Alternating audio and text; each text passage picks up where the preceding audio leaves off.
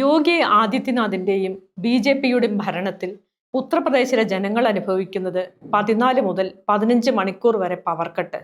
44 degree ചൂടിൽ വെന്തുരുകുന്ന ജനങ്ങൾ രാത്രികളിൽ കഴിച്ചുകൂട്ടുന്നത് കെട്ടിടങ്ങൾക്ക് മുകളിലും തെരുവിലും. ഒരിടത്തു മാത്രമല്ല, യു.പിയിൽ ആകമാനം സ്ഥിതി ഇതുതന്നെയാണ്. നഗരങ്ങളെക്കാൾ ഗ്രാമങ്ങളിലെ സ്ഥിതിയാണ് ഏറെ ഭയാനകം. നഗരങ്ങളിൽ വൈദ്യുതി മുടക്കം 4 മുതൽ 5 മണിക്കൂർ വരെയാണ്. യോഗിയുടെ സ്വർഗത്തിൽ ഇപ്പോൾ AC-യുമില്ല, ഫാനുമില്ല, വെളിച്ചമില്ല. വൈദ്യുതി ഓഫീസുകളിലേക്ക് വിളിച്ചാൽ ഫോൺ എടുക്കാൻ ആളുകളുമില്ല. മാത്രമല്ല, വൈദ്യുതി ഇല്ലാത്തതിനാൽ പമ്പ് ഹൗസുകൾ പ്രവർത്തിക്കാത്തതുകൊണ്ട് കടുത്ത വെള്ളക്ഷാമവും നേരിടുന്നു.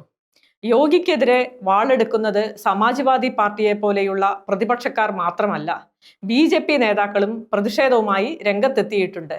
ചിലയിടങ്ങളിൽ ജനങ്ങൾ വൈദ്യുതി വകുപ്പിന്റെ ഓഫീസുകൾ കയ്യേറുകയും ജീവനക്കാരെ കയ്യേറ്റം ചെയ്യുകയും ചെയ്തിട്ടുണ്ട്. ലഖ്നൗ അടക്കമുള്ള പല നഗരങ്ങളിലും പ്രതിഷേധങ്ങൾ അരങ്ങേറുന്നുണ്ട്. വൈദ്യുതി ലഭ്യമായ സമയങ്ങളിൽ അധികരിച്ച വൈദ്യുതി ഉപയോഗം മൂലം ട്രാൻസ്ഫോർമറുകൾ കത്തിപ്പോകുന്നുണ്ട്. അങ്ങനെ സംഭവിച്ചാൽ പിന്നെ ഒരാഴ്ചത്തേക്ക് വൈദ്യുതി നോക്കണ്ട. നേരെയാക്കി എടുക്കുന്നതിന് ആവശ്യമായ ജീവനക്കാരുമില്ല.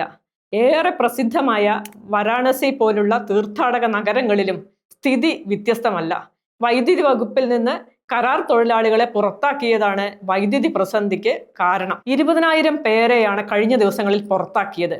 വൈദ്യുതി മുടക്കത്തിന്റെ ഉത്തരവാദിത്തം ജീവനക്കാരുടെ തലയിലിടുന്ന രീതിയാണ് യോഗിയുടെ വൈദ്യുതി മന്ത്രി AK ശർമ്മ അനുവർത്തിക്കുന്നത്. ഇതിൽ ജീവനക്കാർക്കും പ്രതിഷേധമുണ്ട്. മാനേജ്മെന്റ് കെടുകാര്യസ്ഥതയാണ് ഇപ്പോഴത്തെ പ്രതിസന്ധിക്ക് പിന്നിലെന്ന് വിദഗ്ധർ പറയുന്നത്.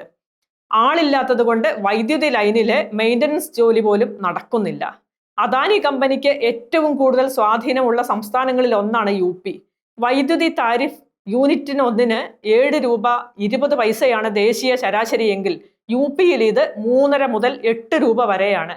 BJP ഭരിക്കുന്ന മഹാരാഷ്ട്രയിലാണ് വൈദ്യുതി നിരക്ക് ഏറ്റവും കൂടുതലുള്ളത്. യൂണിറ്റിന് 9 രൂപ 80 പൈസ.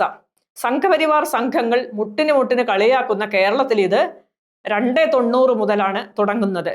കണക്കിലെ ചില കളികളിലൂടെ അദാനി കമ്പനി നടത്തുന്ന താരിഫ് തട്ടിപ്പിന് പുറമെയാണ് ഇത്. വസ്തുത ഇതായിരിക്കെയാണ് കേരളത്തിൽ BJP അധികാരത്തിലെത്തിയാലേ രക്ഷയുള്ളൂ എന്ന് ചില ഹിന്ദുത്വർ പ്രസംഗിക്കുന്നത്. 15 മണിക്കൂർ വിയർത്തൊലിക്കുന്ന ഒരു ജനാധിപത്യമായിരിക്കുമോ അവരുടെ സ്വപ്നം? നമുക്കറിയില്ല.